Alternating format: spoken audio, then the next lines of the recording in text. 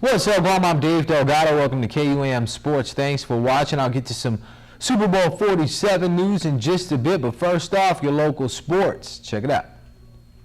The Bud Light Golden Hoops Classic continued play last night at the Tamuning Gym between Nova and the Defenders. Steve Yates with the pull-up jumper for Nova. Yates with the pass-up court to Josh Madrid, who picks up another 2 points for Nova. After two halves of play, the Defenders picked up their first win of the tournament, 67-46.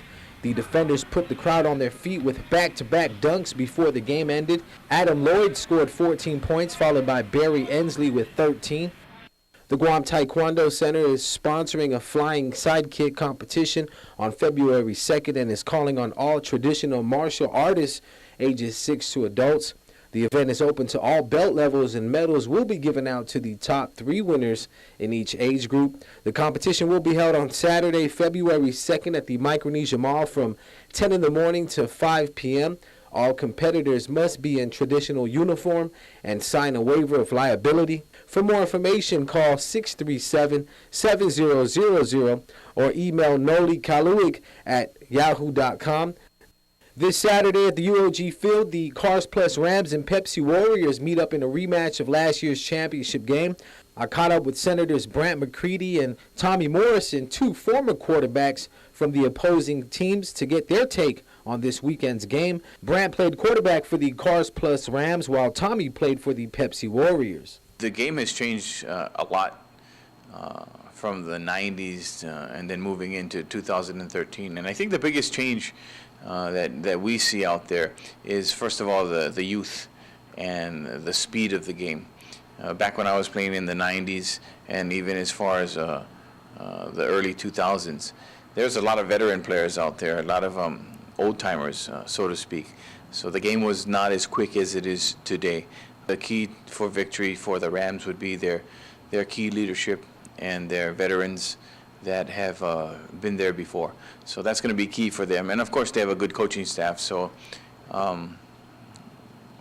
if they get the lead early and their veterans come out and they do what they're supposed to do and they play together as a team and they don't turn the ball over, I think the Rams will do quite well. The last time the guys from the Warriors team won the MFL title was back in 1997. The team was called the Giants, and they won by a field goal over the Miller Bears. They've always had a sound core, sound coaching staff, and they've kept that most of that game plan, particularly in the running game. They've always established a sound backfield and, of course, a good line.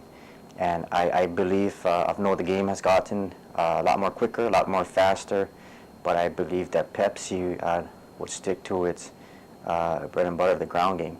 You know, you have the chairman of the board, Ryan Rios. It's great to still see him out there. He brings a lot of leadership on the field, and I believe that it's going to come down to who has the better running game, and I believe Pepsi can establish that a lot more this year. But again, the game's gotten quicker. I know they got the core players there, and I believe Pepsi, it's my prediction, they'll win it this weekend. Turning to national news, Super Bowl 47 goes down this Monday, February 4th on KUAM TV 11 between the San Francisco 49ers and Baltimore Ravens. Pre-game starts at 2 in the morning and takes you all the way to 9 for the kickoff special. Then at 9:30 it's on. With more news on the big game, let's check in on the latest from New Orleans. You know, it's like you see what you can get, you know, in front of you, and, you know, we refuse to let it, you know, just disappear, or we refuse to take a day off. You know, as far as me and Pat, man, we don't take days off. You know, we've been working hard ever since we met. You know, Pat had a rough 4 years, you know, while he was with the 49ers, and, you know, we were able to get this thing rolling together, you know, and we want to win this thing together. We've all been a part of tough losses before, and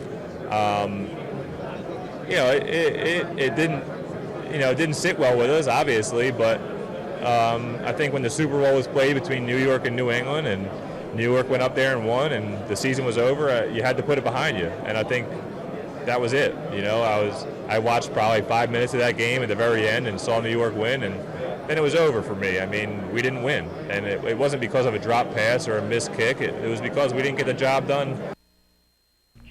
All right, well, that's going to do it for sports. We're back right after this.